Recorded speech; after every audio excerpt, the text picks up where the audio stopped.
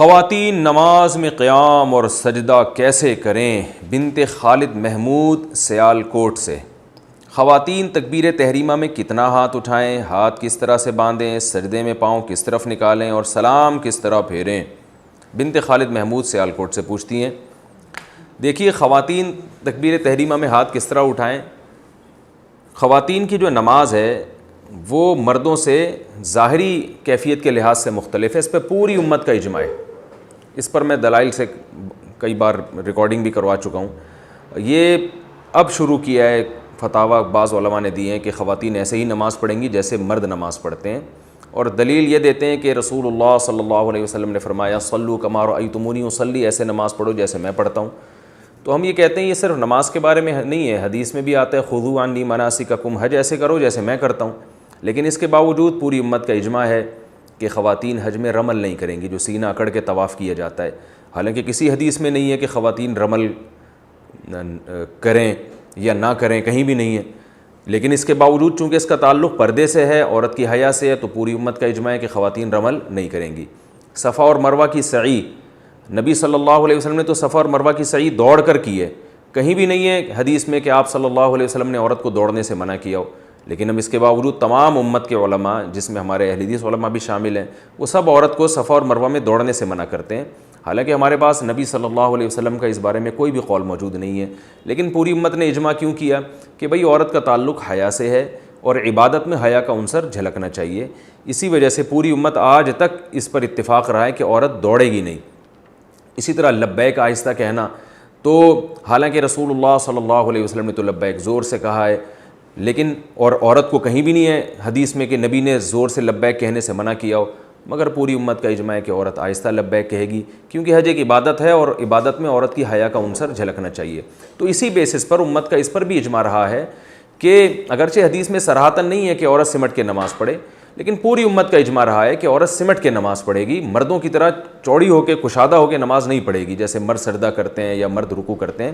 اس میں امام ابو حنیفہ، امام شافعی، امام احمد بن حنبل، امام احمد بن حنبل تو امام بخاری کے استاذ ہیں، حدیث کے بہت بڑے عالم ہیں، وہ تو یہاں تک بھی کہتے ہیں کہ عورت نماز میں تکبیر تحریمہ والا رفع الیدین ہی نہیں کرے گی تاکہ ہاتھ اٹھانا ہی نہ پڑے اس کو۔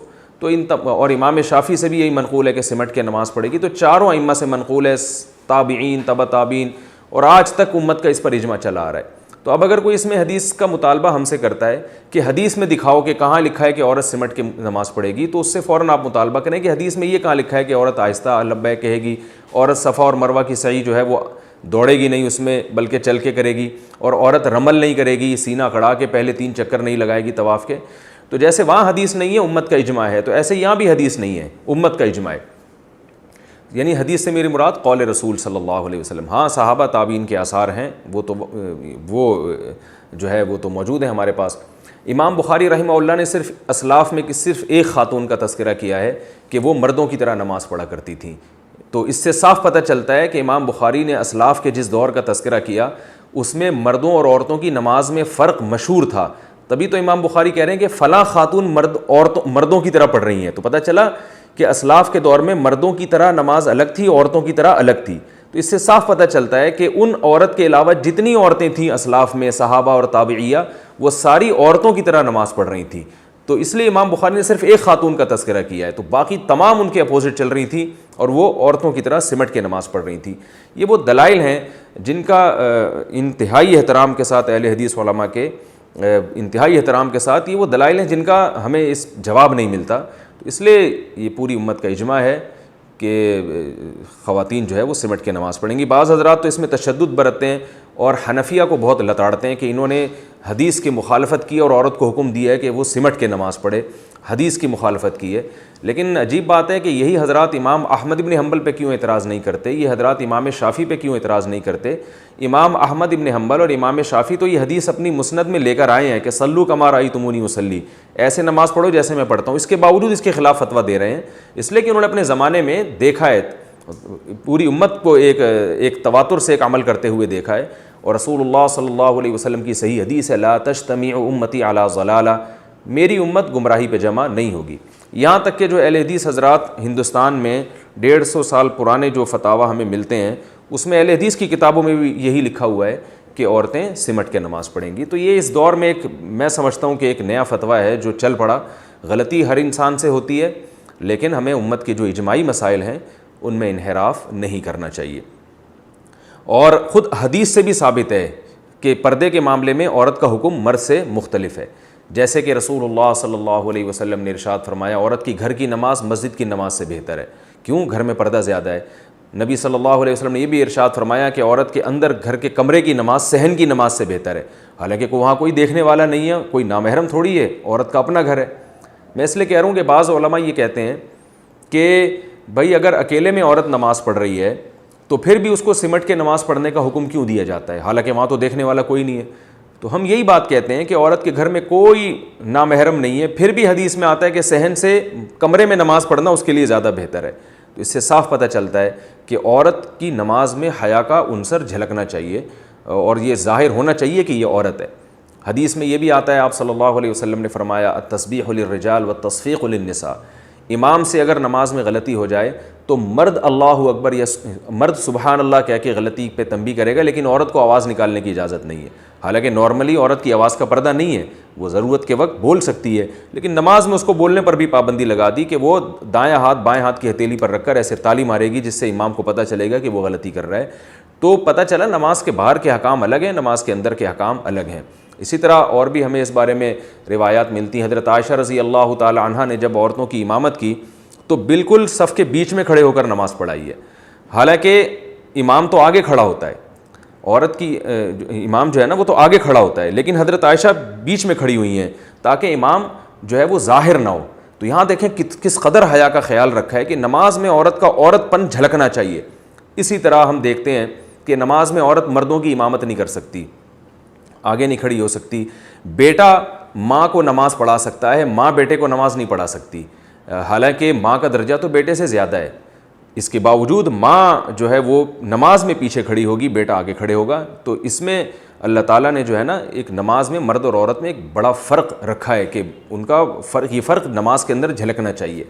تو یہ وہ تمام احادیث ہیں اور روایات ہیں جن سے تمام فقہاء نے استدلال کیا ہے کہ بھئی اس سے صاف پتہ چلتا ہے کہ عورت اور مرد کی نماز کی جو ظاہری کیفیت ہے اس میں بہت زیادہ فرق ہے. وہ فرق جھلکنا چاہیے نماز کے اندر, اور یہ تواتر سے اجماعی مسئلہ چلا آ رہا ہے. تو اب لوگ حدیث کا مطالبہ کرتے ہیں, تو جو مطالبہ کریں آپ ان سے مطالبہ کر لیں کہ صفا اور مروہ میں جو ہے عورت دوڑے گی نہیں, حدیث دکھاؤ کہاں ہے. تو امت کے اجماعی مسائل اس طرح سے توڑ موڑ کر حدیث کا لیول لگا کے اگر ہم نے تبدیل کرنا شروع کر دیے تو ہمارے تو دین کا بیڑا غرق ہو جائے گا بالکل. تو اس لیے انہی فقہا پر اعتماد کرنا چاہیے جو ہم سے پہلے محقق گزر چکے ہیں. عبداللہ بن مسعود رضی اللہ تعالیٰ عنہ کی روایت ہے, فرمایا من کان منکم مستنن فلیستن بمن قد مات فإن الحی لا یؤمن علیہ الفتنہ. عبداللہ بن مسعود رضی اللہ تعالیٰ عنہ فرماتے ہیں کہ جو تم میں اقتدا کرنا چاہتا ہے تو آج کے دور کے جو یوٹیوبرز ہیں اور آج کے دور کے جو محققین ہیں ان کی اتباع نہ کرے, بلکہ جو دنیا سے جا چکے ہیں ان کو فالو کریں, کیونکہ حی پر فتنے کا اندیشہ زیادہ ہے. جو زندہ لوگ ہیں ان کے بارے میں ڈر ہے کہ یہ دنیا پرستی میں یا اپنی دکان چمکانے کے لیے لیبل یہ لگا رہے ہیں کہ ہم دوسروں کی دکانیں بند کر رہے ہیں, مگر ان کا مقصد ایسا نہ ہو کہ اپنی دکان چلانا چاہ رہے ہوں. تو اس کا بھی یہ زندہ لوگوں پہ یہ اندیشہ زیادہ ہے. پرانے لوگوں کی جو تحقیقات ہیں وہ تحقیقات للہیت کی بیس پر ہوتی تھیں, آج نفس پرستی کا دور ہے. تو اس لیے میں پھر بھی ان اہل حدیث علماء پر ہرگز طنز نہیں کر رہا کہ جو اور کہتے ہیں کہ عورتیں جو ہیں مردوں کی طرح نماز پڑھیں گی. میں ان کی نیت پہ شبہ نہیں کر رہا, لیکن میں یہ کہہ رہا ہوں کہ بعض لوگ ایسے بھی ہو سکتے ہیں کہ جن کا مقصد اپنی دکان چلانا ہو اور وہ قرآن و سنت کا لیبل لگا رہے ہوں. باقی سب ایسے نہیں ہوتے. بعض لوگ کی تحقیق یہ ہوتی ہے, وہ سمجھتے ہیں کہ قرآن و سنت کی روشنی میں یہی برحق ہے. تو ہم یہ سمجھتے ہیں کہ جن کی یہ تحقیق ہے اور وہ اللہ کے خوف سے اور اللہ اس کے سامنے جواب دہی یعنی ان کے سامنے ہے, اس کے باوجود انہوں نے یہ فتویٰ دیا, تو پھر ہم سمجھتے ہیں ان سے یہ اجتہادی غلطی ہوئی ہے, اور اجتہادی غلطی پر بھی اللہ تعالیٰ نے اجر رکھا ہے. لیکن ہم عوام کو یہی کہتے ہیں کہ جو مجتہدین پہلے گزر چکے ہیں, ابو حنیفہ, مالک, شافعی اور احمد بن حنبل, جن کو پوری امت محقق مانتی ہے, ان کی ریسرچ کو آپ فالو کریں, یہ آپ کے لیے زیادہ بہتر ہے. ہاں, تو اب جو بات یہ کہ اصل تو یہ کہ عورت سمٹ کے نماز پڑھے گی. اب سمٹنے کی کیفیات کیا ہوں گی، ان میں فقہا کا اختلاف ہے. یہ میں اس لیے کہہ رہا ہوں کہ بعض لوگ کہتے ہیں کہ یہ کون سی حدیث میں لکھا ہے کہ عورت سینے پہ ہاتھ باندھے گی، یہ کون سی حدیث میں آتا ہے کہ عورت سجدے میں دائیں طرف پاؤں نکال کے بیٹھے گی، یہ کون سی حدیث میں آتا ہے کہ تشہد میں عورت دائیں طرف پاؤں نکالے گی یا بائیں طرف پاؤں نکالے گی، یہ کون سی حدیث میں آتا ہے کہ عورت رفع الیدین میں کندھوں تک ہاتھ اٹھائے گی اور مرد جو ہے نا وہ کانوں تک ہاتھ اٹھائیں گے. تو بھائی اب ہر چیز پہ الگ سے حدیث کا مطالبہ کرنا یہ غلط ہے. اس لیے کہ جب سمٹنا ثابت ہو گیا اجماع امت سے، اور اجماع کا حجت ہونا وہ حدیث ہی سے ثابت ہے کہ نبی صلی اللہ علیہ وسلم فرما چکے کہ میری امت گمراہی پہ جمع نہیں ہو سکتی، تو اب وہ کیفیات مبہم ہے، احادیث میں ان کا صراحتاً تذکرہ نہیں ملتا، لہذا اس میں فقہا کی رائے ہیں مختلف. تو آپ جس فقی کی رائے کو فالو کریں وہ آپ کے لیے بہتر ہے. تو امام ابو حنیفہ کے جو فقہ ہے اس کے مطابق جو ہے، کیونکہ کندھوں تک ہاتھ اٹھانے میں جو ہے وہ یعنی اس میں عورت زیادہ کھل جاتی ہے، تو اس لیے انہوں نے کہا کہ کانوں تک ہاتھ اٹھانے میں، اس لیے انہوں نے کہا کہ صرف کندھوں تک ہاتھ اٹھائے جائیں. اور جب وہ تحیات میں بیٹھیں گی تو اپنے دونوں پاؤں دائیں طرف نکال کے اس طرح سے زمین پہ بیٹھیں، اور سجدہ جب وہ کریں گی تو دونوں پاؤں جو ہے دونوں بازو بچھا لیے جائیں اور پاؤں کو دائیں طرف نکالا جائے، پورے جسم کو زمین پہ بچھا لیا جائے. اس سے یہ بھی پتہ چلتا ہے کہ وہ جو حدیث میں آتا ہے کہ تم میں سے کوئی جو ہے وہ کتے کی طرح سجدہ نہ کرے، تو اس سے مراد مرد ہیں، اس میں خطاب رسول اللہ صلی اللہ علیہ وسلم کا مردوں کو ہے. اس لیے کہ مرد کا اس طرح سے اٹھ کے زمین پہ سمٹ کے سجدہ کرنا یہ سستی اور کاہلی کی علامت ہے، اس لیے آپ صلی اللہ علیہ وسلم نے اس کو پسند نہیں کیا.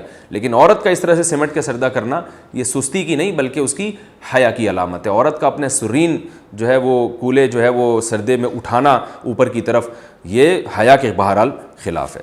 بعض حضرات نے یہ کہا ہے کہ عبداللہ بن عمر رضی اللہ تعالی عنہ نے سے روایت ہے کہ عورتیں آہستہ لبیک کہیں گی، لہذا ہم اس روایت کی وجہ سے عورتوں کو آہستہ لبیک کہنے کا کہتے ہیں، اور عبداللہ بن عمر سے ایسی کوئی روایت نہیں ہے کہ وہ عورت سمٹ کے سجدہ کرے گی.